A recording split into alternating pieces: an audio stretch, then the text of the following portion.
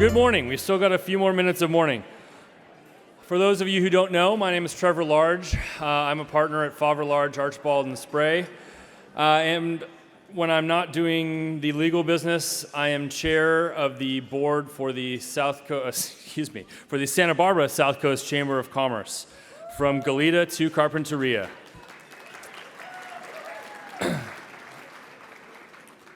This is an exciting event. First of all, it's great to see such a large crowd.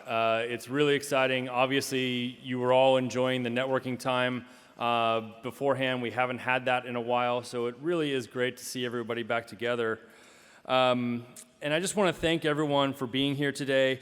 We're approaching the 2-year anniversary of the merger of the Goleta, Santa Barbara, and Carpinteria Chambers of Commerce, or as we've called it, our mergerversary.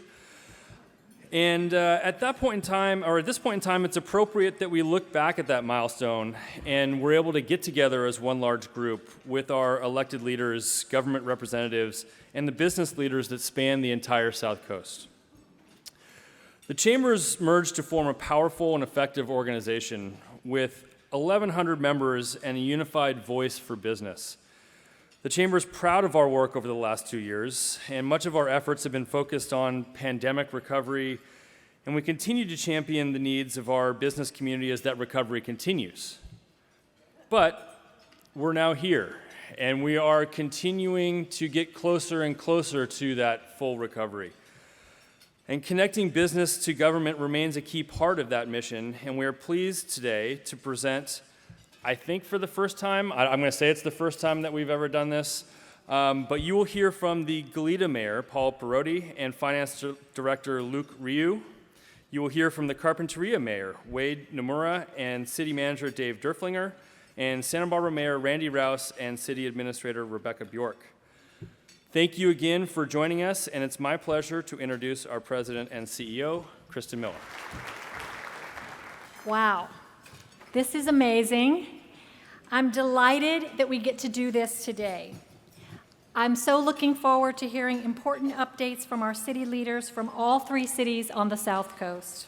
This is a historic event, our first State of the City highlighting all 3 cities. Over the last 2 years, we have all learned how coming together has benefited the whole South Coast community. We can no longer be siloed into our own experiences. Our kids go to school in one district, we work in another, we live in another.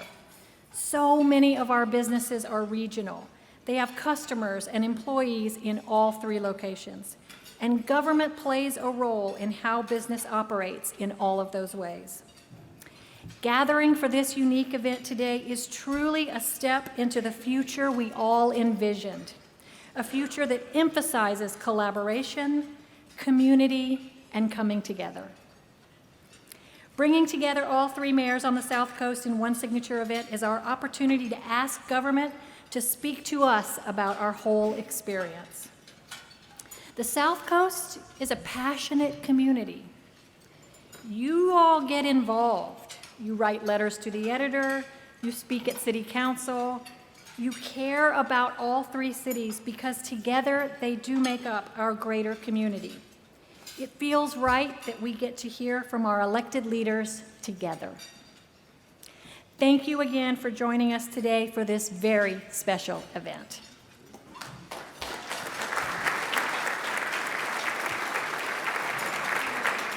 Now, I'd like to recognize an outstanding list of businesses who have worked tirelessly to change, adapt, and thrive during unprecedented challenges, and who support the Chamber's work through their sponsorship of this event. Our presenting sponsors for this event are Cox Communications, Montecito Bank and Trust, and Taste of Santa Ynez Valley. Thank you to them. You get to hear a few words from this group, so it's my pleasure to start by introducing Kirsten McLaughlin from Cox Communications.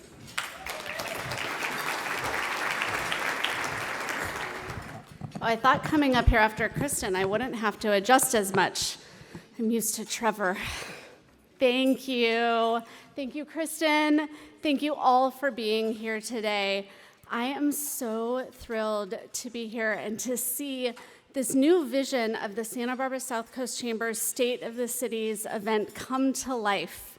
Please join me in thanking the entire Chamber staff for really making this happen.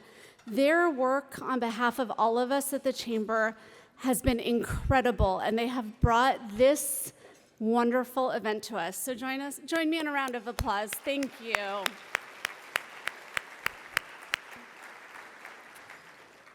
To Mayor Rouse, Mayor Perotti, and Mayor Nomura, as well as all of our city's staff members who work so tirelessly on behalf of our community, it's an honor to be here with you today. Here at Cox, we know our customers, from businesses to families to municipalities, are more reliant on communication services like ours and connection to each other and our greater community than ever before. Cox's commitment to strengthening those connections across the South Coast cannot be underscored enough. Nationwide, we've invested $15 billion in our infrastructure over the past 10 years, and that's just the start. We're investing another $10 billion over the next 10 billion, that came out wrong, over the next 5 years to continue to enhance our network and to continue to enable future technologies. Locally, that investment includes the completion of our brand new critical facility at our Goleta campus last year, and ongoing investment and upgrades to our fiber-based network throughout the region to provide faster and more reliable service not only today, but for generations to come. We're proud to serve as a resource and be working closely with the county, SB CAG, the Broadband Consortium of the Pacific Coast, and our municipal partners throughout the region to develop the Santa Barbara County Broadband Plan to connect and underserved communities and equip them with the tools they need together so that we can all work together to bridge the digital divide. As all of us are more reliant on connectivity than ever before for work, school, social interactions, telehealth, and so much more, the need to bridge that digital gap is critical, which is why we invest so deeply in our digital equity efforts. Cox's low-cost internet plans, Connect Assist and Connect to Compete, are connecting more individuals and households than ever. And coupled with the Federal Affordable Connectivity Program, easier said as ACP, customers can qualify for free internet. We're grateful to collaborate with school districts and community organizations like Partners in Education and the United Boys and Girls Club to reach underserved populations through providing technology and education grants, as well as digital literacy trainings throughout the area. Thank you all for helping us amplify all of these resources for our community. All of us at Cox are so proud to be part of the South Coast community, and thank each and every one of you for your commitment to our community and bringing us all closer. Enjoy today's event. Thank you, Kirsten. And please help me welcome Janet Garufas from Montecito Bank and Trust. Dedication, leadership, collaboration, celebration. These are just some of what defines community and what motivates us to ask, what's possible? From providing financial education and security awareness classes to donating over $1.4 million and more than 5,500 volunteer hours each year, we are the community bank of choice. We are proud to stand with each of you, and we're eager to see what we can accomplish next together. Montecito Bank and Trust, behind every great community is a great bank. And behind every great community is a great Chamber of Commerce. So thank you, Kristen. This is so extraordinary to be in this room together with everybody. I have really forgotten what it feels like, and it's been so fun to see so many faces and say hello and reconnect. So I hope we get to keep doing this without interruption. So I love seeing our bank associates out in the local communities supporting organizations and causes that they're passionate about, and our ongoing commitment to volunteerism and community programs are just a few of the reasons that we continue to be recognized as the best bank by many publications across the Central Coast, and why we were recognized for the 5th year in a row by American Banker as one of the best banks to work for in the country. Good afternoon. Thank you. I think so. I love working for Montecito Bank and Trust. My name's Janet Garufas. It's my privilege to serve as the chairman and CEO of Montecito Bank and Trust, And as title sponsor and a proud board member of the Santa Barbara South Coast Chamber of Commerce, it's my honor to speak with you today in person. I would also like to give a shout out to my team who are representing the bank this afternoon. So just say hello, wave to everybody, guys. There they are. I want to thank the South Coast Chamber of Commerce for hosting this annual forum and aligning the important information we're going to hear today from the mayors and city associates of Carpinteria, Goleta, and Santa Barbara. This is a first, I think, right? As a member of the business community, we value the open communication and information provided by our cities. Kristen's leadership and vision has enabled her team and the Chamber's board of directors to do what a local Chamber of Commerce does best: advocate for their business community. They continue to be the voice of business in our region, our voice. And while renewing and establishing deeper relationships with many of you and encouraging collaboration on multiple fronts. I'm thrilled about the progress our communities have made on the road to recovery from the global pandemic. During these last 20 months, we have each learned a lot about ourselves, our communities, and how a business or an organization can adapt at critical moments, reinvent themselves, and persevere through change. It is this learning that inspires us to keep looking forward and to find new ways to interact, conduct business, and serve our clients. All of you have had to ramp up services, do things you've never done before or thought you could do before, in ways you didn't realize you could do them. You've accomplished so much under such immense pressure, and I'm sure there were plenty of times when you thought you couldn't do any more, and yet you did. That's grit, and you guys have got plenty of it. This is still a defining moment for our communities, and it certainly has been a defining moment for Montecito Bank and Trust. Each of our associates has maneuvered through their own personal pandemic response to serve our communities and clients, to be there for our families and friends, and to maintain our physical and mental health. And it is that lasting commitment to community paired with an openness to new ideas and unwavering teamwork that makes all of us here today destined for success. So we are proud to work alongside you and to see what we can accomplish next together. To those of you in this room who bank with Montecito Bank and Trust, thank you. Thank you for your loyalty, your patronage, and for your inspiring our own associates to continue delivering the world-class experience that is synonymous with Montecito Bank and Trust. And if you're here and you haven't yet had the chance to see what community banking at Montecito Bank and Trust is all about, I ask you why, and I hope that sometime soon you will give us the opportunity to show you what we can offer you. I invite you to join our family at Montecito Bank and Trust. Thank you for being here today, and thank you for your support of the Chamber. Have a wonderful afternoon. Thank you, Janet. Now, it is my pleasure to introduce Shelby Sim from Visit Santa Ynez Valley. Come on up, Shelby. Hey, everybody. Great to see you. Hello. Hello. You ready? Taste. Taste of the Santa Ynez Valley. All together. Taste of the Santa Ynez Valley. We did it in 2019. COVID kind of delayed it for a couple years. We're bringing it back November 3 through 6. Taste of the Santa Ynez Valley. I have a million postcards in my jacket here. Please come and see me. There's on the back wall. Taste of the Santa Ynez Valley, November 3 to 6. 4 days, 6 towns, amazing experiences. Here's a short video to get your taste. Write it down, save the date, November 3 through 6, Taste of the Santa Ynez Valley. Thank you.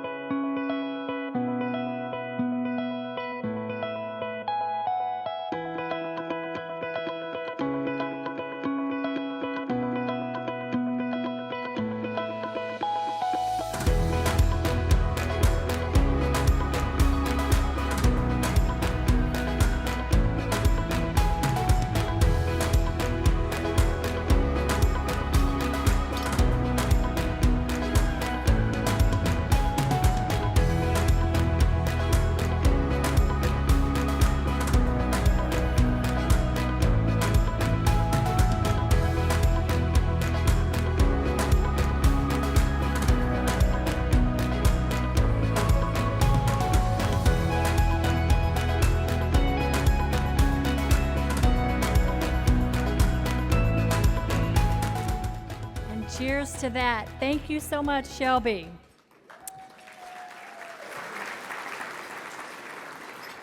I'd like to take a moment to thank our other sponsors.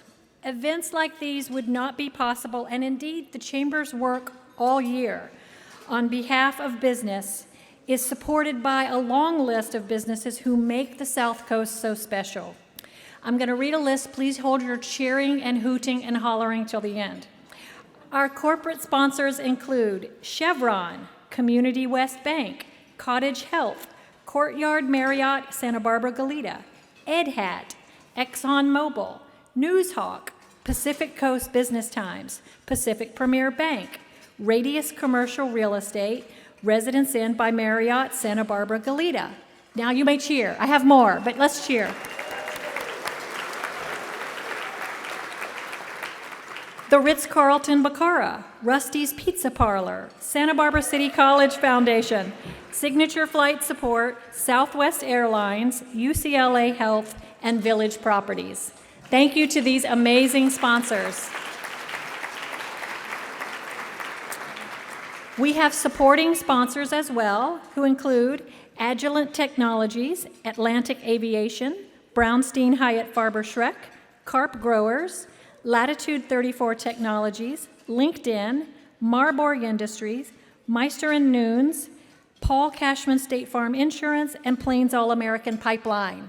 Cheer for your friends.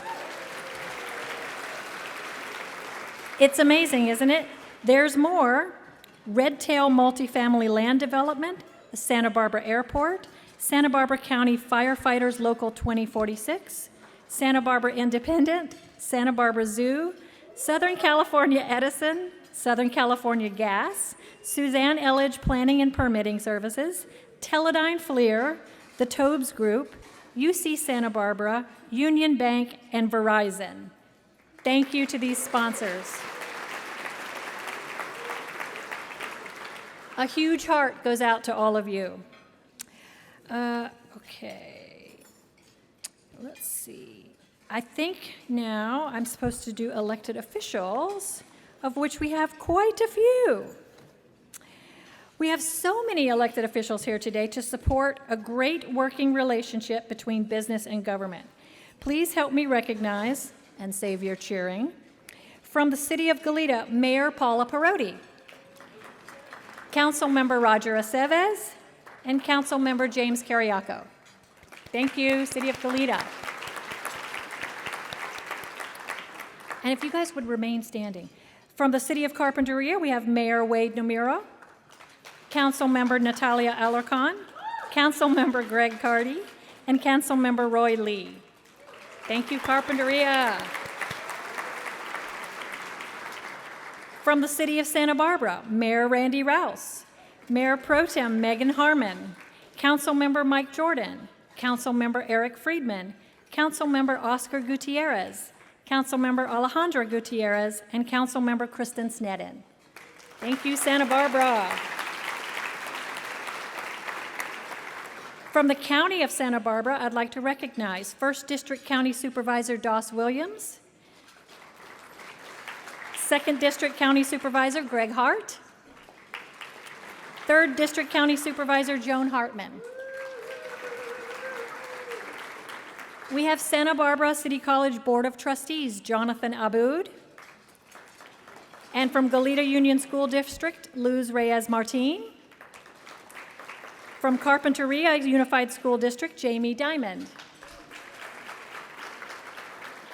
From Salud Carbajal's office, Erica Reyes. And representing the office of Senator Monique Lamone, Benjamin Pearson. From Assemblymember Steve Bennett's office, Daniela Aguilera. It is amazing how hard these elected officials work on our behalf, and we thank them for gathering here today. I also want to do a special thank you to Hilton Santa Barbara Beachfront Resort for having us here inside in this beautiful location. Jay Farbman for making us look good in pictures. Westerly Orchids for the elegant centerpieces, Encore Audio Visual, and City TV production. Thank you all. So, now that we have gathered this esteemed group, it is time to hear from our guest speakers. And it's my pleasure to start off the program by introducing Mayor Paula Perotti from Goleta. Well, good afternoon and welcome, everyone. It's great to see all of you today. I want to thank the Chamber for this opportunity to speak today about the state of the city of Goleta. I'd also like to acknowledge our sister cities to the south. Always takes me a little while to get warmed up, folks. I'd also like to acknowledge our sister cities to the south, with which we look forward to many years of continued kinship and collaboration on our regional challenges and opportunities. Today, I'm proud to stand here and say that despite some challenging years, the state of the city of Goleta continues to be very strong. It's not just because of what we've accomplished this past year, but because of what we've, or even what we've accomplished in the last 20 years that seems to have just whooshed by. We are strong because we are poised to meet challenges of Goleta's next 20 and beyond.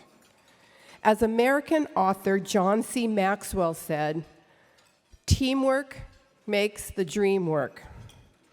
And the team of Goleta starts with my fellow city council members, our hardworking and creative staff led by our city manager, Michelle Green, all the people who serve on our boards and commissions, and all the good people in the good land who actively engage in this ongoing process we call local government. We're all working together to make the dream work. I want to thank City Manager Michelle Green, who will be leaving us in June. Her calm demeanor and thoughtful leadership during her 18 years with the city will be sorely missed. Today, I want to touch on only a few of last year's accomplishments. And then I'm excited to highlight 3 initiatives to illustrate how we're preparing Goleta for an even stronger future. But first, I'd like to start our State of the City story with a very short video illustrating that Goleta's accomplishments were undeterred and the spirit of Goleta was undimmed by the pandemic. Take a look.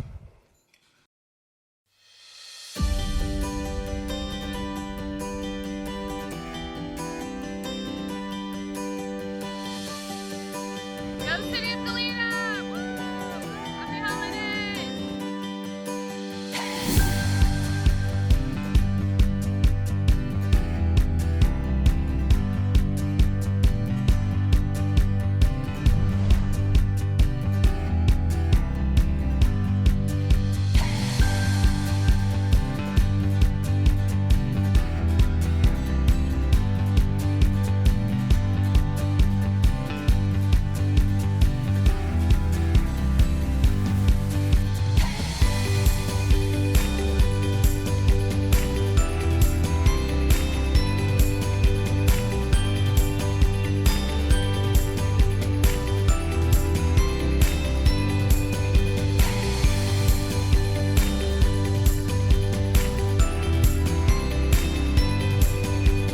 I feel lots of Goleta pride.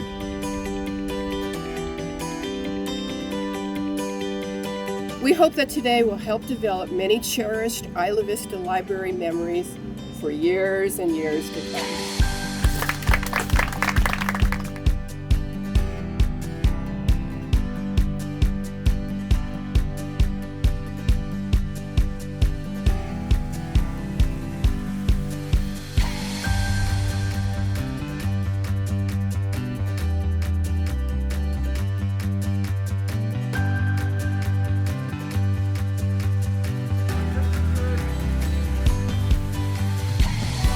Happy day!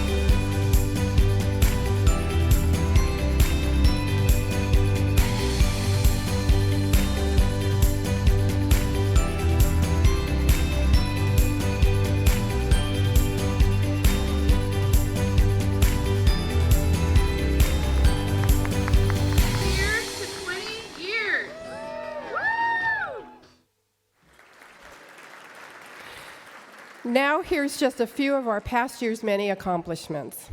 Our Goleta and San Ynez Valley library staff provided uninterrupted access by transitioning between in-service and sidewalk service. We provided COVID relief efforts, including emergency rental assistance and individual grants, shelter and rapid rehousing programs, meals for seniors, child care scholarships, and small business loans and grants. We partnered with the public health to distribute more than 10,000 COVID-19 test kits for the community.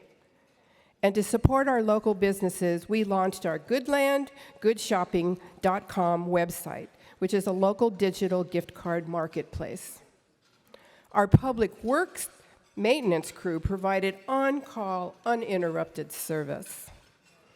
Our one-year-long process to create 4 city council districts was successfully completed, and 2 of our 4 district council seats will be up on the ballot this November. 4 of our local parks are upgraded, and a Stowe Grove Parks master plan is in the works now that our historic Redwood Grove has been restored. Butterflies are slowly returning to Elwood Mesa, and once we receive final Coastal Commission approval, we will continue work that will bring more butterflies back. To protect our community from fires, we've increased cleanup of homeless encampments on public lands and have coordinated with Caltrans on encampment cleanups along the 101. And finally, we're making progress on ongoing regional challenges, especially the high cost of housing and homelessness. To promote more housing that is affordable, our Affordability Housing Implementation Program is fully staffed and up and running. We've partnered with CityNet for outreach and bridge housing for individuals experiencing homelessness. And we've partnered with the county to secure more than almost $19 million in state funding for 60 permanent supportive housing apartments, along with management and supportive services in Goleta. Through all this and much more, we were able to pay our bills while keeping within our financial resources. Our finance director, Luke Rio, will provide more details on this in a few minutes. As I suggested earlier, for the state of our city to be truly strong, it must be prepared for a stronger future. As the sage poet Fleetwood Mac said, "Don't stop thinking about tomorrow. Don't stop. It'll soon be here." Like so many cities, much of our city infrastructure and processes are rooted in the 20th century. While we're grateful for the public buildings, transportation, and parks we inherited from the last century, we're striving to upgrade them to this century's needs. And so here are just 3 great illustrations of how we are positioning Goleta for the 21st century. First is our beloved Old Town Community Center, built 95 years ago in 1927 as an elementary school and converted to a community center in 1977. Its structure remains much as it was on the dawn of the 20th century. To continue to be a safe and welcoming community center, it needs seismic and ADA updates and upgrades, such as quality internet access and a modern sound system. We're so grateful for Congressman Carbajal securing $3 million of federal funding, and we're pursuing funding for the additional $8 million needed. Our expanded, improved community center will draw more people to Goleta and to local businesses and restaurants. In the meantime, we are pleased the Senior Center is open again, along with a recent innovation, more pickleball courts that are coming soon. Second, much of our transportation system was built along the 19th century cow paths that evolved into the 20th century roads. Now it needs upgrading for the 21st century.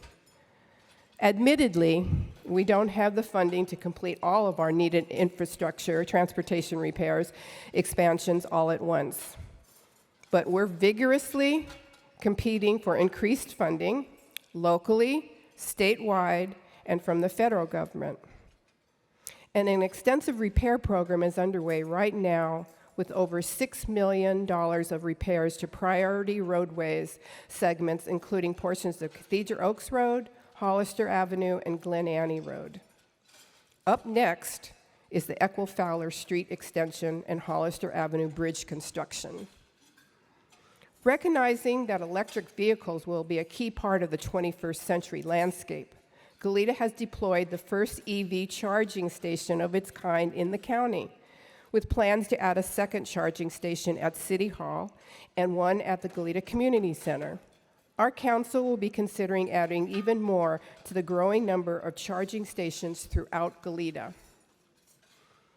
At the same time, our 21st century transportation plan must include greater and safer opportunities for biking and walking. Our sidewalks, crosswalks, and bike lanes need to be expanded and better integrated for these modern times. Doing so will make Goleta a destination for commerce and recreation while reducing traffic congestion. We're proud of our progress with more to come. We've improved safe routes to schools by installing flashing beacon-powered crosswalks at 3 locations along Cathedral Oaks and at 6 additional locations throughout the city, with more scheduled. We're working on implementing Goleta's Bike Master Plan to link up with bikeways throughout the South Coast, including funding for the much-anticipated San Jose Bike Path. And soon, we'll be providing safe bike lanes through Old Town by temporarily restriping Hollister Avenue while the permanent redesign is being complete. And we aren't forgetting train riders and commuters. The Goleta Train Depot project is chugging along through the design and environmental impact report process and will become a central hub for fast and safe inter- and intra-city commuting. The last, but definitely not least, of my 3 examples positioning us for our 21st century is dubbed Broadband for All. The COVID-19 pandemic really highlighted how many individuals and businesses don't have access to fast, reliable, or affordable internet. We are now part of a county-wide effort to change that. We're following the example of other communities that have instituted community-wide broadband, resulting in high-speed, reliable, affordable internet access. This will help students and individuals, as well as businesses, startups, and even local government become more effective and productive. These initiatives are just the beginning. So many of us were born in and grew up in the 20th century, one that provided a great foundation in education, infrastructure, and political formation. But just as the 1927 risk-takers so boldly invested $100,000, that would be $1.5 million in today's money, in that little schoolhouse that is now our community center, we are boldly planning for the next 20 years and beyond. As just our innovative planning for our community center, transportation, and community broadband demonstrates, the state of our city indeed is strong today, because while we work on today's many challenges, we're also positioning and pursuing key initiatives to make the state of Goleta's future even stronger. Thank you so much. Thank you. And now I have the honor of introducing our finance director, Luke Rio, to discuss Goleta's financial health and challenges. Good afternoon, everyone. My name is Luke Rio, Goleta's finance director, and I am here today to demonstrate that the city of Goleta continues to maintain sound fiscal integrity despite the challenges we have faced over the past 2 years. The city has historically enjoyed a strong economic base, resulting in stable property tax revenues, growing transit occupancy tax, and diverse sales tax revenues. but the state of emergency caused by the COVID-19 pandemic put the city to the test. Before the pandemic, Goleta had experienced a long period of economic expansion, with general fund revenue growth increasing to $30 million by the end of fiscal year 18-19. That run of economic growth came to a sudden end in the first quarter of 2020, and now ensuring that the city has the resources to meet its obligations is more crucial than ever. To do this, we look at past revenue trends, reserve funds, and other economic indicators. In the first year of the pandemic, city hotel tax revenues dropped 20%, a shortfall of almost $2.4 million, and sales tax revenues dropped 4%, a loss of $260,000. This ended an 18-year streak of the city's revenue base, increasing steadily while we built a healthy reserve fund. In the second year of the pandemic, city hotel tax revenues again dropped 20%, a shortfall of almost $2.3 million. However, this impact was offset by higher revenue activity from property tax, sales tax, and new cannabis business tax of $2 million. Overall, city revenues increased by 3% when compared to pre-pandemic levels.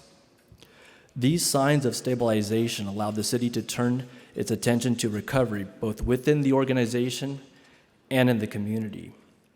The city's hiring freeze was lifted in July 2021, and since that time, the city has filled many critical vacant positions. While working to strengthen the city's financial position, we also implemented a recovery plan to address the challenges that many local businesses, nonprofits, and individuals were facing. But this year, we are going a step further by further creating a new economic development strategic plan to help guide the city's recovery for many years to come. As of today, revenue recovery has begun in earnest, and the city's financial outlook is improving after the initial shock of the pandemic-related downturn. Property tax is the city's most stable revenue source. Low interest rates, high demand, and low supply of properties drove sale prices to historic highs over the last 2 years. As a result, property tax did not decline because of the pandemic, and this fiscal year, it is projected to increase 4% over last year for a total of $8 million. In addition, the high demand for general consumer goods and the growth in online sales have kept sales tax revenues from falling during the pandemic. As the recovery process continues, sales tax revenues are projected to increase by nearly 7% and reach over $8 million by the end of the fiscal year. Growth is predicted across all industries, but increases will most be strongly felt in gas stations, restaurants, and hotels. And speaking of hotels, the city's hotel tax, known as the Transient Occupancy Tax, or TOT, is the most vulnerable revenue source for the city and was the most impacted by the pandemic due to a sharp decline in overnight stays. But it is steadily recovering, with hotel occupancy rates matching pre-pandemic levels and average daily rates for rooms reaching historic highs. Once again, TOT is projected to be the largest general fund revenue source, with a current budget estimate of $12 million. Over the last 2 years, a new revenue source, cannabis business tax, helped offset some of the pandemic-related revenue losses. To date, the city has issued 13 cannabis business licenses, with 4 pending in the review process. 2 of these licenses are for storefront retail cannabis establishments. Now, given the uncertainty around this new revenue source, we are estimating total revenues at $2 million by the end of this fiscal year. Besides revenues, there are other indicators which reflect the health of the economy in Goleta, such as unemployment rates. The Federal Reserve considers a base unemployment rate of 5% as full employment. In Goleta, unemployment peaked in April 2020 at over 11%. However, job loss recovery is well underway, and as of January 2022, the unemployment rate was very low at about 2%. In the area of commercial real estate, low vacancy rates are favorable. In the fourth quarter of 2021, Goleta had vacancy rates of 5.2% for office space, 1.9% for retail space, and 2.8% for industrial space. Despite the impacts of the pandemic, demand for space in Goleta increased, and vacancy rates declined from the prior year, which demonstrates the business community's continued interest in Goleta. Due to the council's proactive cost containment strategies, the city's budget is structurally balanced, and we have maintained $14 million in reserves and an unobligated fund balance of $11 million in the general fund. But while the financial forecast looks brighter, we face challenges in keeping up with the city's aging infrastructure. The city has significant unfunded priorities, which include deferred facilities and pavement maintenance, implementation of master plan documents like the Homelessness Strategic Plan and the Creeks and Watershed Management Plan, and capital projects like Fire Station 10 and the Community Center improvements. The cost of the needed investment in the city's critical infrastructure exceeds available revenue, with annual deferred maintenance costs at about $8 million and unfunded capital improvement projects costs now projected at over $108 million. The City Council and staff are pursuing strategies, priority setting, and revenue enhancement options to address the needed investment in the city's infrastructure. Going forward, COVID-19 is expected to have a lasting fiscal impact over the course of several years. But in Goleta, revenue impacts are stabilizing, allowing us to turn our focus to meeting the needs of the Goleta community. We look forward to facing the challenges that lie ahead and investing in our community's future. Thank you.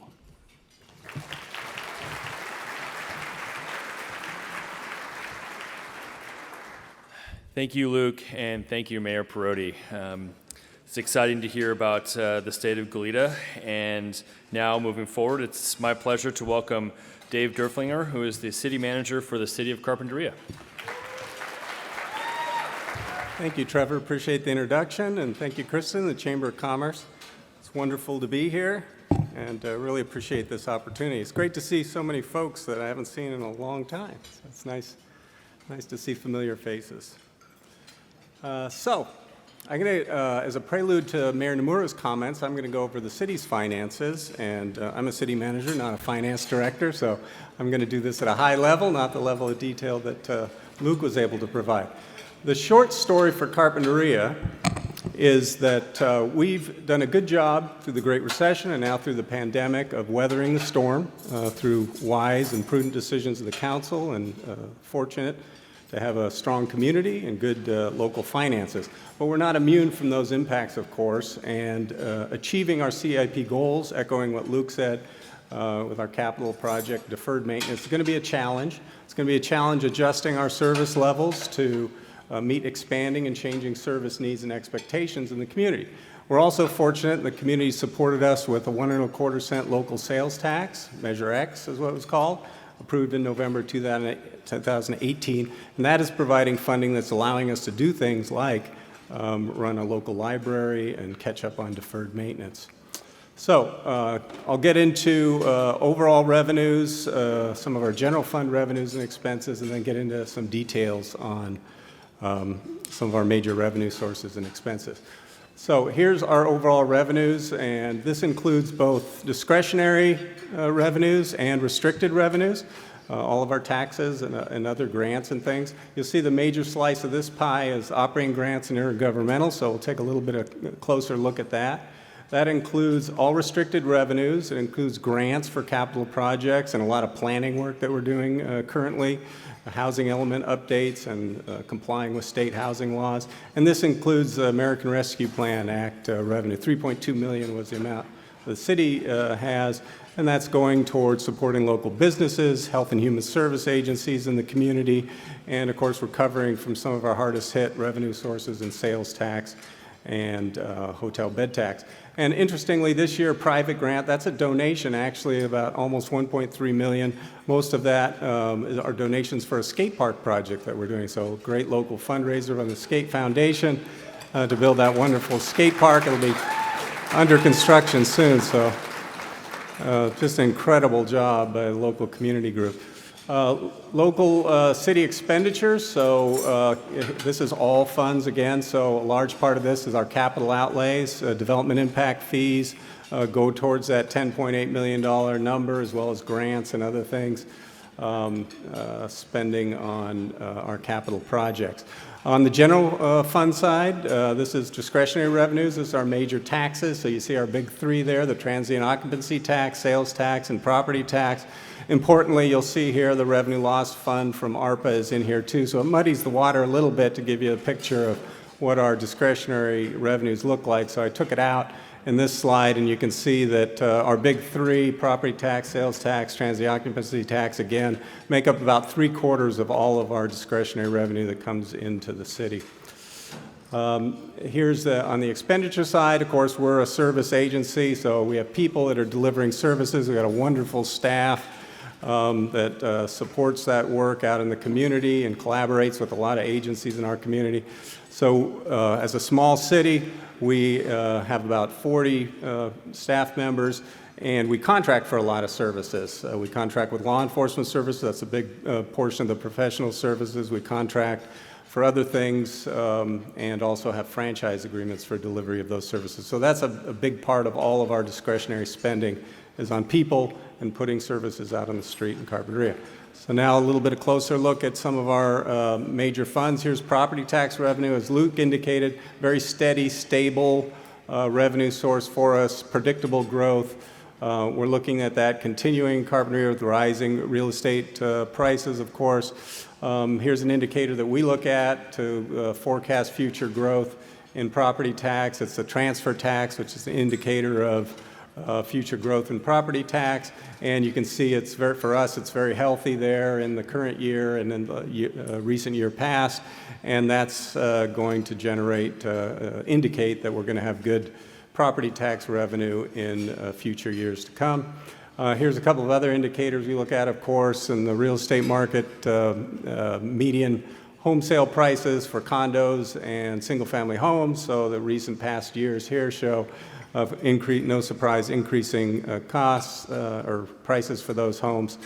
And, that's a good thing, of course, for sales tax or property tax growth. But it also has a downside. These trends reflect gentrification in some areas of Carpinteria and the community impacts that go with that, including displacement of workers for both our retail, restaurant, and business industry sectors. So it's a real challenge. The council over the years has done really great work, and this goes back decades really and currently, to protect our existing housing stock that's affordable by design, rental housing, and that sort of thing. We have very strict condo conversion regulations. We put some strong limits on short-term vacation rentals in Carpinteria. We have some strong mobile home park rent protections in place.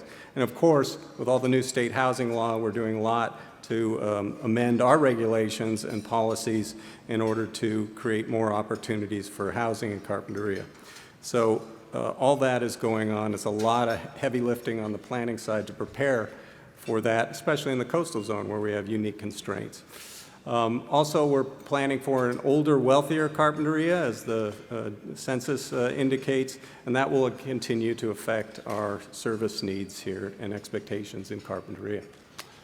Here's a look at transient occupancy tax. It got hit perhaps hardest by the recession and is fully recovered. So the good news here as we go through these numbers is you'll see that our revenue sources are predicted to recover this year beyond pre-pandemic levels. So that's encouraging.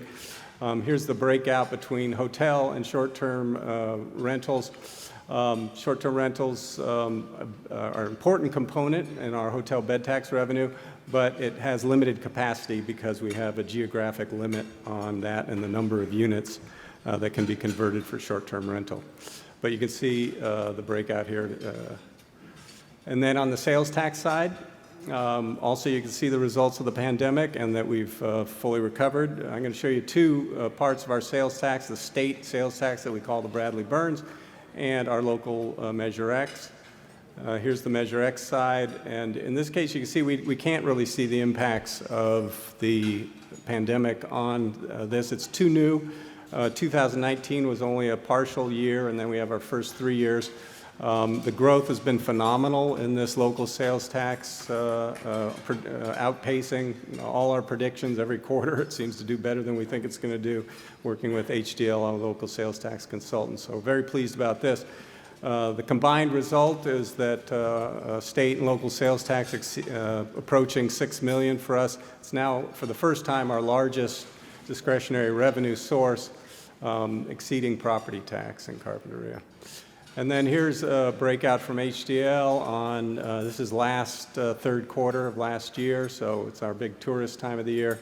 And you can kind of see the recovery was beginning then. All these sectors, business groups look good. And it's also an indicator of the strengths of the Carpinteria economy. So we're a small town, and we rely on locally owned and operated businesses that are doing great. We're surrounded by an agricultural area. The strength of that agriculture supports and is very important to the incorporated city area and the local businesses there.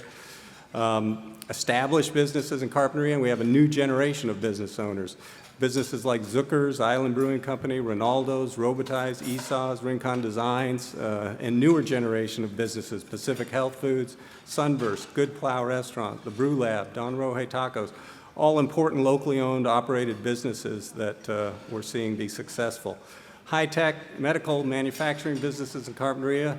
A lot of folks don't know Carpinteria is the home to a lot of very important, successful businesses, create a lot of jobs, and generate a lot of revenue in local economies. Agilent Technologies, Nuso, Procore, LinkedIn, all in Carpinteria. Manufacturing, Rincon Engineering, Serigraph. And then importantly, you'll see here the county and state pools. That's an indication of online sales. The law was changed a few years ago. It's been really helping bring sales tax dollars back to local agencies that are bought online, and that's an indication of the strength there. Personnel expenses on the expense side now. Personnel expenses you see going up, that's an indication of the success of Measure X and our ability to reorganize around operating a library in Carpinteria ourselves. We're very excited about the city taking over the library July 1 this year, and we staffed up for that. We also reorganized around heightening our maintenance. We have an ever-expanding park and trail system in Carpinteria, and we now conduct a lot of our own maintenance around that at a higher level, thanks to, again, Measure X.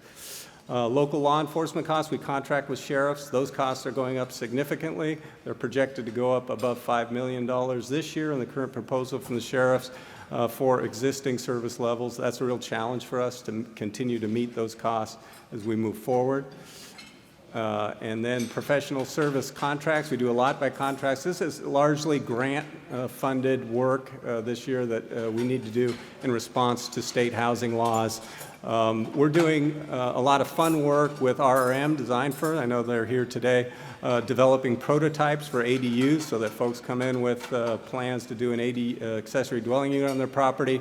We can say, here's some models you can use to make it more cost-efficient and speedy to go through our process. We're doing the same thing, similar thing, in our downtown area, developing prototypes for each city block in our downtown area so that these objective design standards can be applied and folks can move quickly through our process and we can meet current state laws. Thank you very much. I appreciate your time.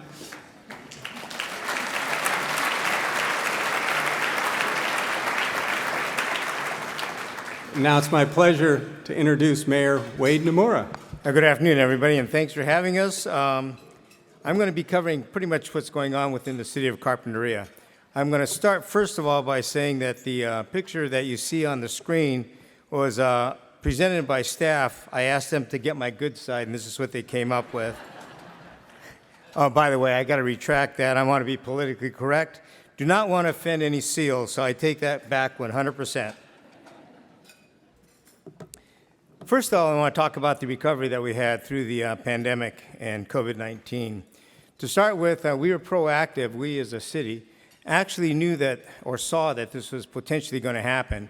So within 5 days of declaring isolation of the COVID, because of the COVID, we actually put in place a communications committee, which was able to then communicate within the community what was going on, because as you recall, there was a lot of misinformation and directions that was going. We also created an economic recovery committee, and this committee was in charge of taking a look at where we were going to have the greatest impacts as far as income coming out and income going outward. So because of that, we were able to stay ahead of the game. One of the ways we took a look at, and by the way, for some of you probably don't realize, I'm also in Rotary. I do international project grants, humanitarian grants. And one of the studies that came back from doing economic recovery programs is that we found for every dollar spent within a community, that dollar would cycle back through the economy 6 to 7 times before leaving. So we wanted to make sure that our money was spent locally as much as possible.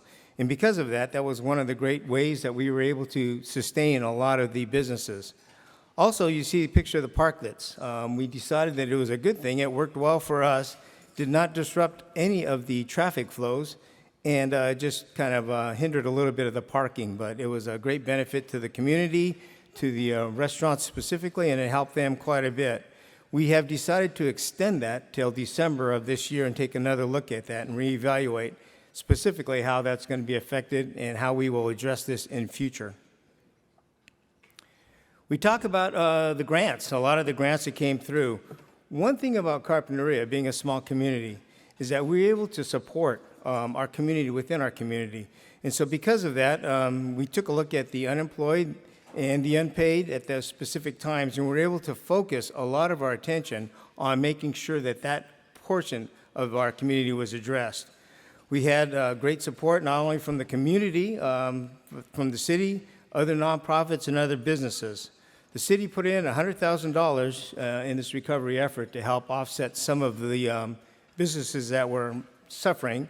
Also, I'd like to also talk and thank the CARP 93013 fund, because they put together, believe it or not, and fundraised $250,000 that helped pay for a lot of those people that were unemployed and needed the food. So again, part of the efforts that we have in Carpinteria is that we want to remain a small town community. This was very successful. You'll see now that in Carpinteria, thanks to David's presentation, that we have pretty much recovered from a lot of those challenges and issues, unlike many of the other communities within the state.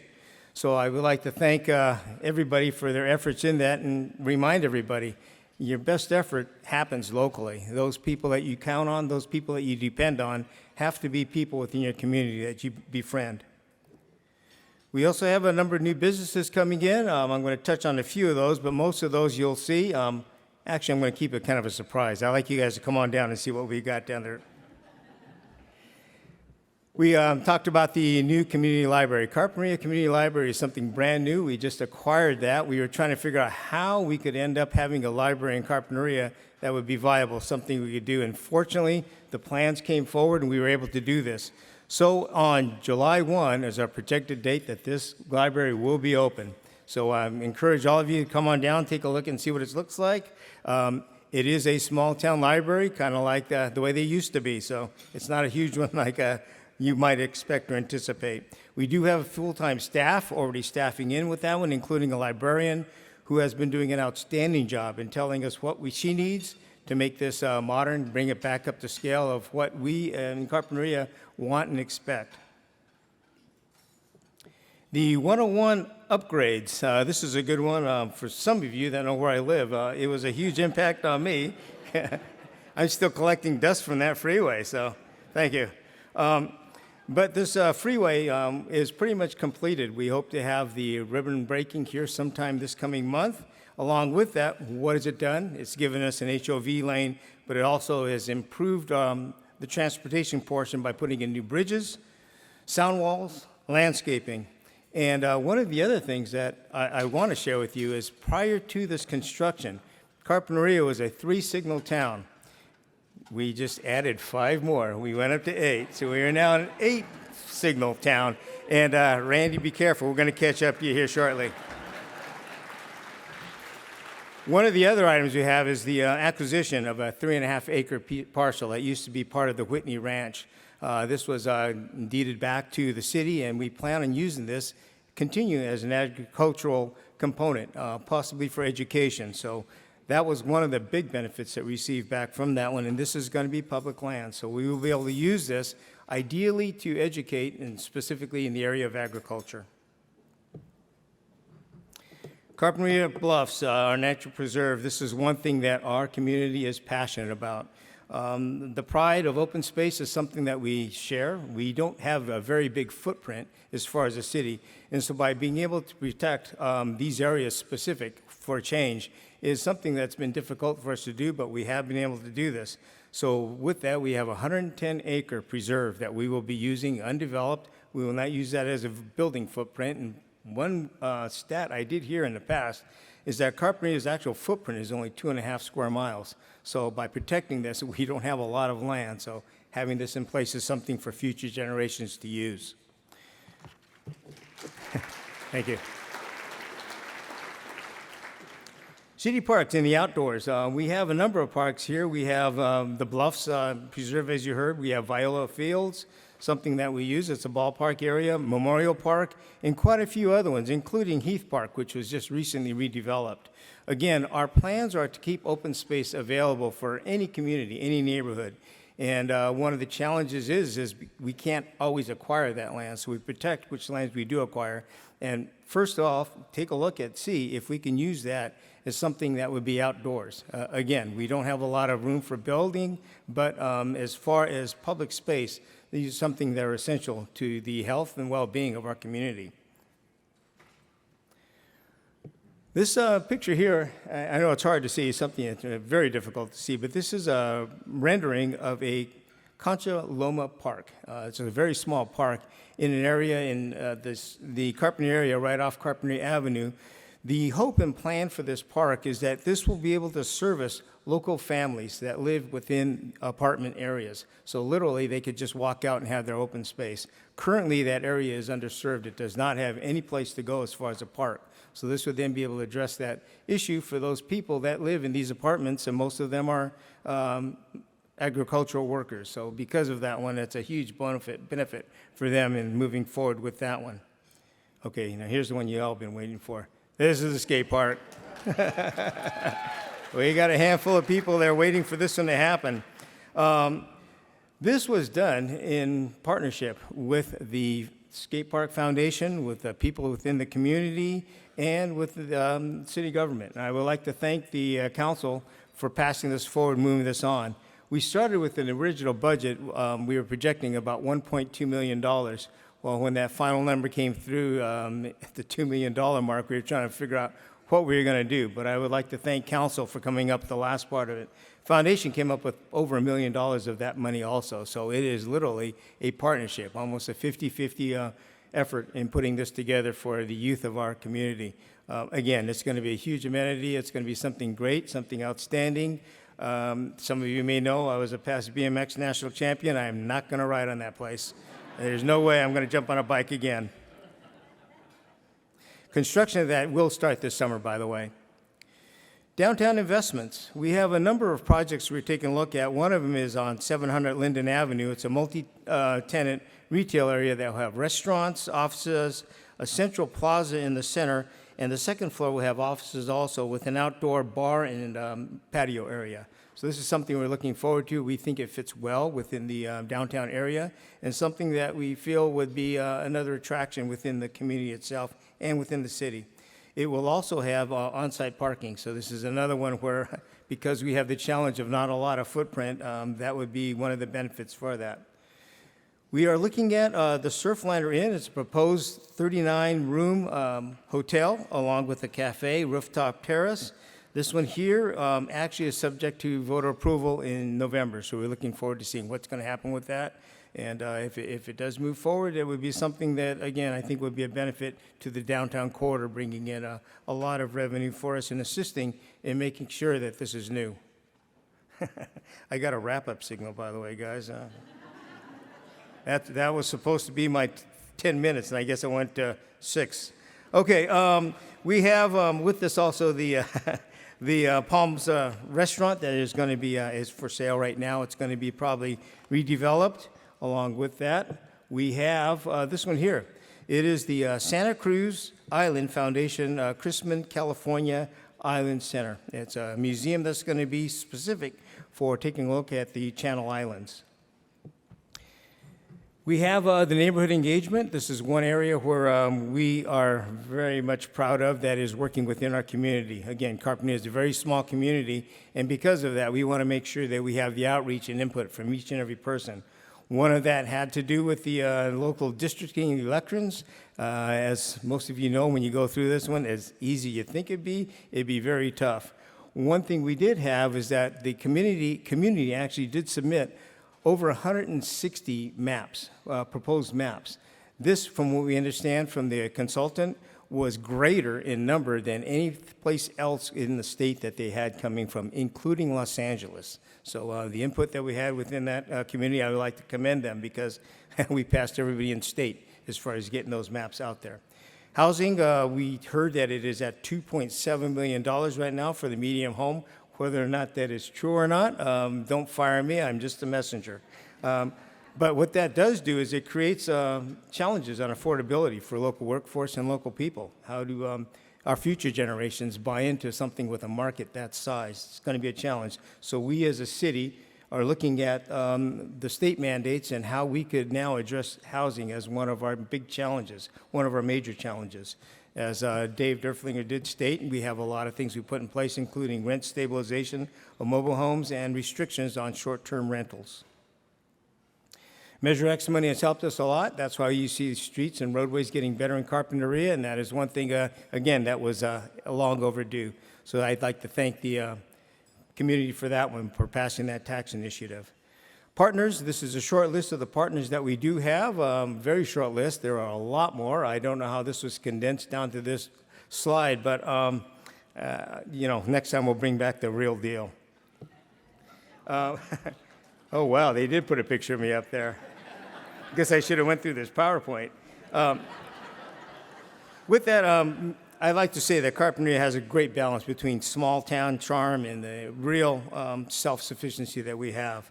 Community is one thing that's there. We have a lot of community pride, more than anywhere else I've ever seen, believe it or not. And the caring and giving of this community is what makes us resilient, what makes us strong, and what makes us move forward. I would like to thank the Carpinterians for their effort in making sure this Carpinteria remains Carpinteria. Our staff is outstanding. I would like to commend each and every person on our staff for the hard work they do. They go above and beyond. And also, I'd like to thank City Council, because without that City Council, we would not be able to be in the position we are today. And with that, you can give me the hook. Thank you very much. Thank you, Mayor Nomura, and Dave, thank you as well for that great update on Carpinteria. Now, it's my pleasure to introduce Randy Rouse, Mayor for the City of Santa Barbara. Hello, hello, I'm glad to be here, and I'm going to talk quickly. I do not want to get the hook if I can help it. I'm very pleased to be here together with my colleagues and my wife, Janet, and very pleased to be part of this inaugural Greater Santa Barbara Chamber event. It's great to be here in person. It's great to see everybody's faces uncovered, even though many of you are not quite as attractive as I remember you. On behalf of my colleagues, I want to commend not only our public safety officials, but all of our essential city staff for their dedication to keeping the lights on, the toilets flushing, and all the other services we sometimes take for granted. Often those with the seemingly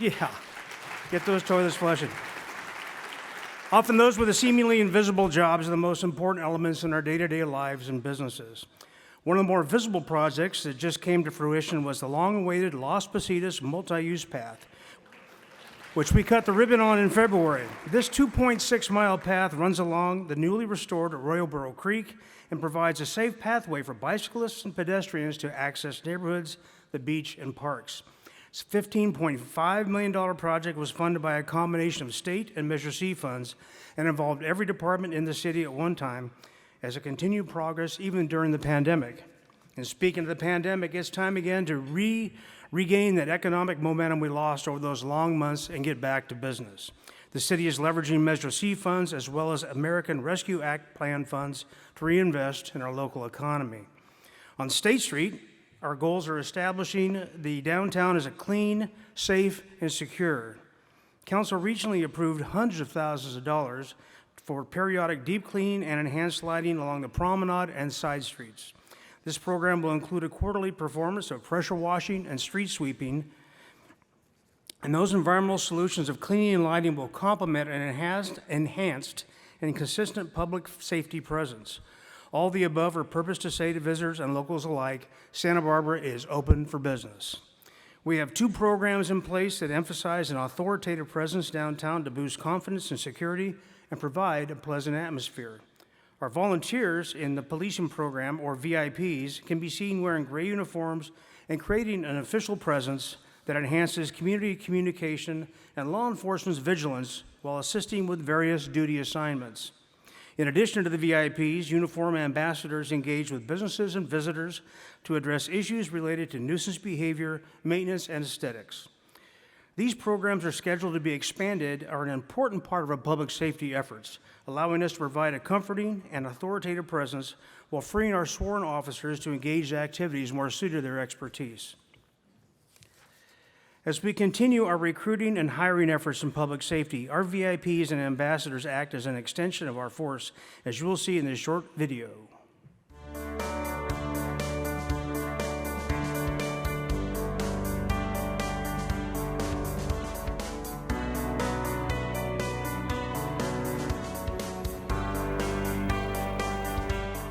It's the heart of downtown.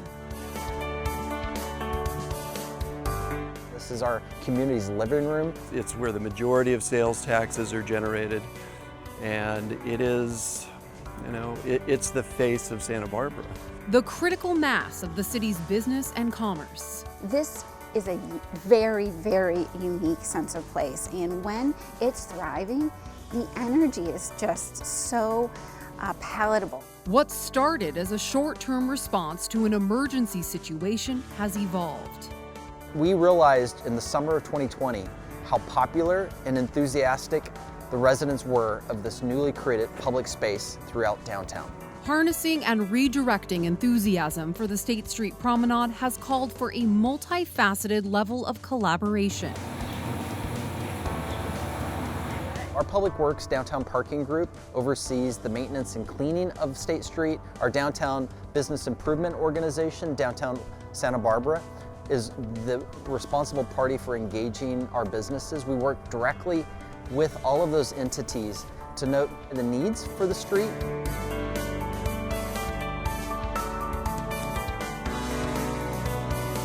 Downtown Santa Barbara's leadership says it's an exciting time to be a part of the downtown business community, with more than 60 businesses opening in the last year. With focus on a Shop Local campaign and the State Street Promenade Market and Concert Series, locals and what they want to see from their downtown is high on the priority list. Tourists are going to come downtown no matter what. The real goal of creating fun and exciting events downtown is to bring the locals downtown.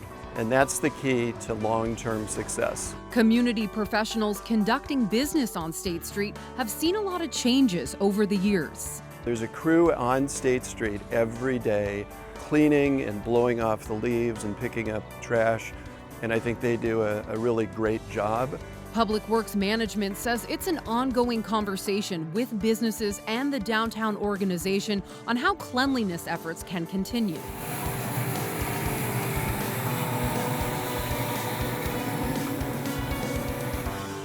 We have been working very closely with the downtown organization and the businesses along the promenade really intensely for the past few months to again establish a 20-foot fire lane, and we thank all the businesses for their compliance. It's much appreciated. And we've also continued to work on cleaning operations too. For the promenade area, we have it swept about 4 nights a week, and then we do supplemental sweeping with the little mini sweeper. Grant says the city is also working on securing funding for additional lighting along the promenade, and the police department has an officer directly assigned to the area to foster relationships with business owners and the community. Having that law enforcement presence here on the promenade really provides a sense of security and safety for the business owners, as well as the people that are either here visiting the community and enjoying the promenade, and also those people that live in the Santa Barbara community. With a new family activity center setting up shop in Macy's and an improved library plaza breaking ground later this year, the future and opportunities for economic vitality along State Street only continue to grow, like the promenade itself.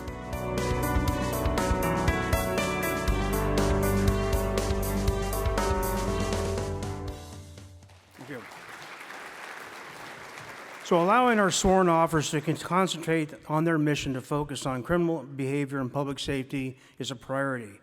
We are currently engaged in recruitment to fill 24 sworn and 20 professional staff vacancies. We recently graduated 4 officers and have 7 in the academy. In all areas, we are keeping an eye on hiring local talent, including other departments as well. We are currently working with our local schools to define pathways from education to solid careers. This is a fabulous opportunity for kids who grow up here to stay and enjoy sustainable and rewarding professions. One way the city is working to provide opportunities is through our library. The Santa Barbara Public Library is a full-service library that runs an adult education division, a full spectrum of outreach services, and a full slate of literacy classes. These services provide career assistance, business development, and high school completion pathways. The Student Success Card Program supports more than 10,000 Santa Barbara Unified School District students, giving them access to hundreds of thousands of printed and digital materials. The Spanish Outreach Team has made important inroads in promoting inclusion with the Latino population, and we are now launching a $9 million project to improve the library and its outdoor plaza. The city is also working with our county to identify gaps in broadband internet access and to ultimately direct funding to projects that will equitably increase access to high-speed internet in homes, businesses, and libraries. If any of you experience difficulty driving here today, some of you have a hard time getting around the construction, well, you're welcome because your Measure C funds are repairing streets, potholes, bridges, and storm drains. Public Works Department has been knocking it out of the park to provide high-priority pavement maintenance needs throughout the city. In addition, is providing funding for park and facility renovation, including at Bonet Park and the Louise Lowry Davis Center. And construction has begun on the Thousand Steps beach access on the Mesa. Besides the previously mentioned Library Plaza, De La Guerra Plaza and our police station are in the planning queue as our larger Measure C's projects. The completion of these major capital efforts, along with the eventual promenade enhancements, will help serve the upward trajectory of our local economy. Cruise ships are back, in case you didn't notice that this morning, allowing thousands of visitors to take in stunning views of the city and surrounding mountains and venture ashore to explore, spend money, and to get a small taste of the lives that we are privileged to savor every day. These ships have a multi-million-dollar impact on the local economy and allow people a Santa Barbara experience without having to pack the 101 with their cars to enjoy. In addition to the lack of these visiting cars, the ship exceeds all of our strict local protocols and requirements for environmental and public health standards. In this short video, you'll learn how city staff, our volunteers, the Chamber, and Visit Santa Barbara work together to introduce entertainment, shopping, and dining experiences to passengers.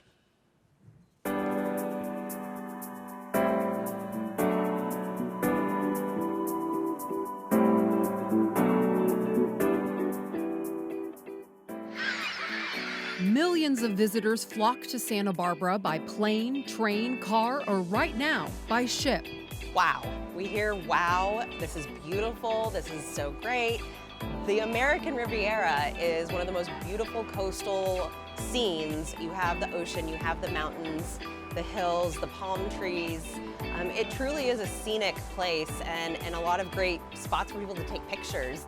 And if a picture is worth 1,000 words, the cruise ship program generates that and more for the city's revenue. Every cruise ship that visits pays the waterfront department $7 per passenger, and that's regardless of if they get off the ship or not. That's played a role in our department budget for over 20 years now. So as an enterprise department, we rely solely on the revenues we generate here in the waterfront. We don't collect any taxpayer dollars or general fund dollars. With the help of a tender operation and a lot of coordination between multiple city departments and the Coast Guard, once passengers disembark at Sea Landing, did you want a city map? There's so much to explore. We are right in proximity to the Funk Zone, the harbor, the marina, Stearns Wharf, State Street. All of the passengers here come and contribute economically, the dollars they spend when they're here in port. It keeps them coming back for more. Our research shows that many of the cruise ship passengers are first-time visitors to Santa Barbara, and they return for future overnight visits. So it's really important for us to really roll out the red carpet for them. In a typical year, the city hosts anywhere from 20 to 30 cruise ship visits. The Waterfront Department currently has 17 cruise ship calls on the schedule this spring, and ships book out 12 to 24 months in advance. Whether cruise ship passengers book an excursion, hop on a trolley or shuttle, or simply immerse themselves in our local culture, there's another unique aspect of the city's cruise ship program that makes Santa Barbara a coveted destination. A huge part of that is our team of ambassadors here who welcome all the passengers when they arrive, provide them with information on where to go locally. For those that don't want to go on excursions and they just kind of want to walk around or see things, we have just a wealth of information to provide them. We direct them to State Street, the Funk Zone, local tours in the harbor, kayak tours, bike tours, all that sort of thing. That information is provided to them right when they arrive. And in addition to all of that information, we do provide shuttles to move people kind of further into the city, to businesses farther up State Street, up through the Mission, and just kind of get people out in a broader way. Visitors like Sandy Aguero are all aboard the added amenities the city provides.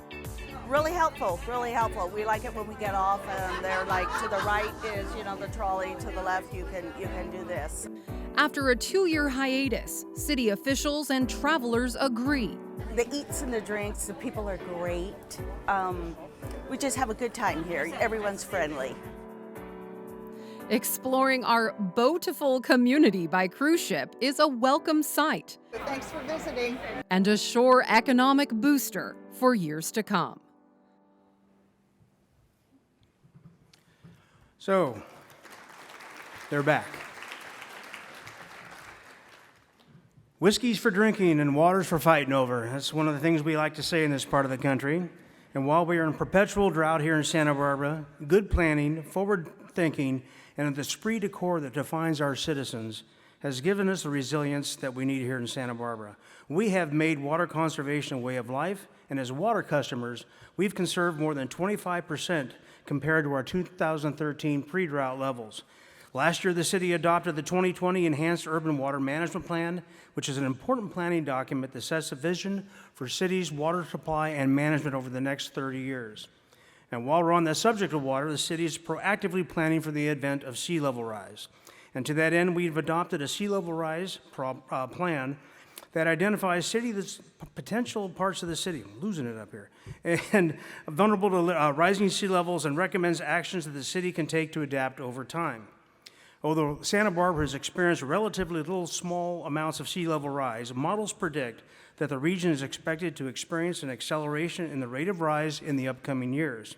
One capital project in the works this summer is the flood control gate at the Laguna Channel, which helps protect the Lower East Side. We are also far ahead of the curve when it comes to sustainability, due in large part to some extraordinary effort by our staff. We've launched Santa Barbara Clean Energy for residents and commercial businesses. The program began providing carbon-free electricity to Santa Barbara residents in October and to commercial users in March. This change will allow the City of Santa Barbara customers to effortlessly and dramatically reduce their carbon footprint and environmental impact by using clean electricity at competitive rates and help us get to our goal of carbon neutrality by 2035. Gas prices have made the electric car a more popular option, and now you can charge that vehicle at select downtown parking lots while conducting your daily business. In addition, residents and businesses have access to discounted EV permits that allow them to park and charge their vehicles 24 hours a day.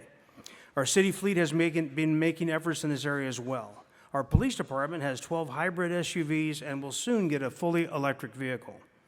As business professionals, most everyone in this room has experienced the fiscal highs and lows, and the city is no different.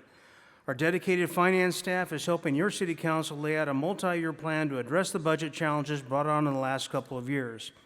While our successful outcome requires discipline and prudent fiscal planning, we're optimistic about the future as we emerge from the difficulties of this pandemic and reimagine our business districts.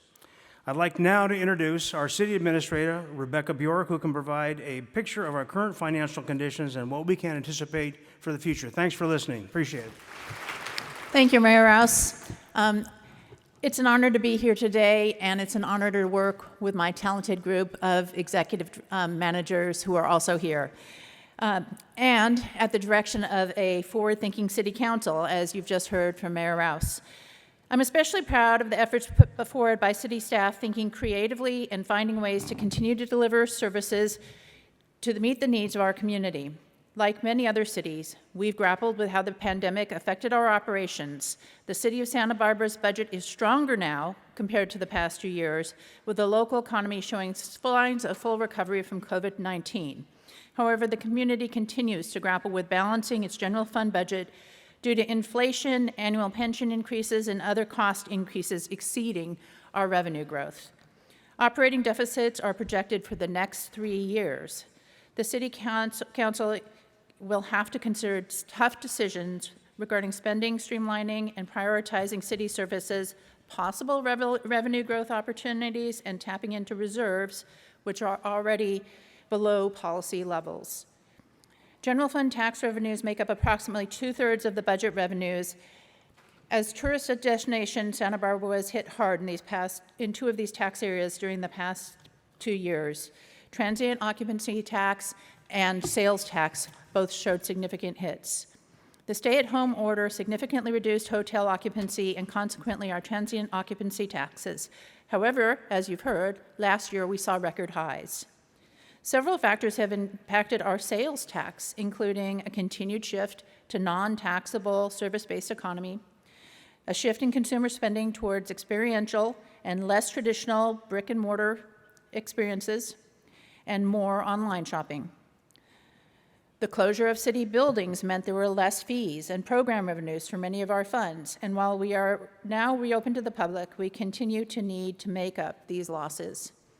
These financial challenges forced us to use reserves to balance the budget in 2020 through 2022. Replenishing reserves will be a focus of future budgets.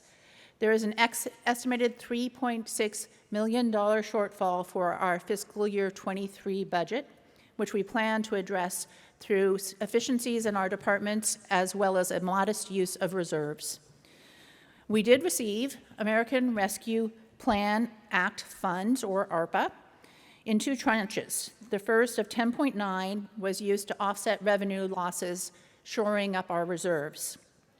In March, the council approved the use of the portion of the second tranche to replace lost general fund and downtown parking revenues, which was hit horribly hard, and $8.4 million to offset additional costs to address the impacts of COVID-19.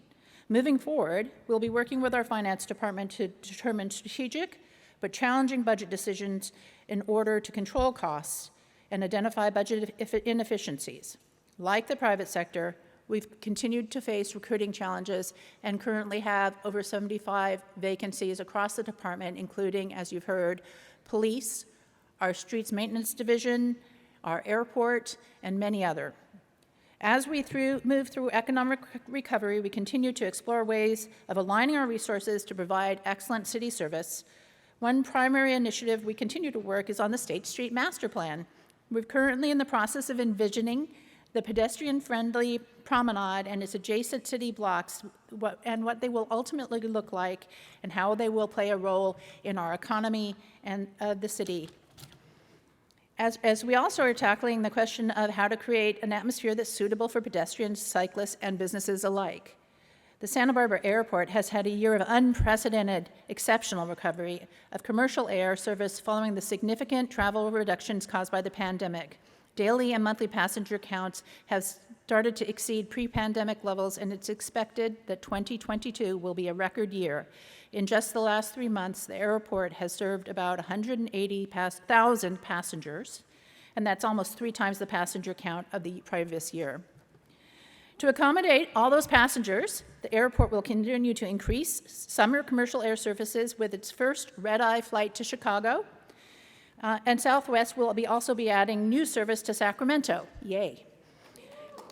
In addition, many of the current available routes have an increase in capacity resulting in more options for passengers. The airport team has been dedicated to serving the public throughout the pandemic without a single day of closure and making continuous changes to ensure passenger safety and experience. These efforts have proved to be successful and a driving force of Santa Barbara's regional economic vitality. Whether you're arriving by air, sea, train, or car, one thing is clear: Santa Barbara continues to be a destination for visitors and a source of pride for locals. This isn't the first time we've faced adversity over our economic situation, and we've prevailed. Despite the challenges of the past few years, and thanks in large part to the dedication and hard work of our staff and the resourcefulness and resilience of our business community, and the activity and engagement of our community, we will continue to be the Queen of the Coast. Thank you. Thank you, Rebecca, and thank you, Mayor Rouse, for the updates on Santa Barbara. Amazingly, we are on time, 1 minute ahead. So I do want to thank all of the chamber staff again. Kirsten mentioned it, but putting this on and coordinating all this takes a ton of effort. So thank you to all of you. Thank you to all our speakers for your presentations and to our sponsors for this event. We encourage someone at all of the tables to take the Westerly Orchid centerpiece. I also encourage you to use the photo wall. It is open after the event to take photos with your group. And as far as those of you that drove here, my understanding is the parking gate will be open on the way out. So enjoy that. Thank you, everyone. We hope to see you at the next event.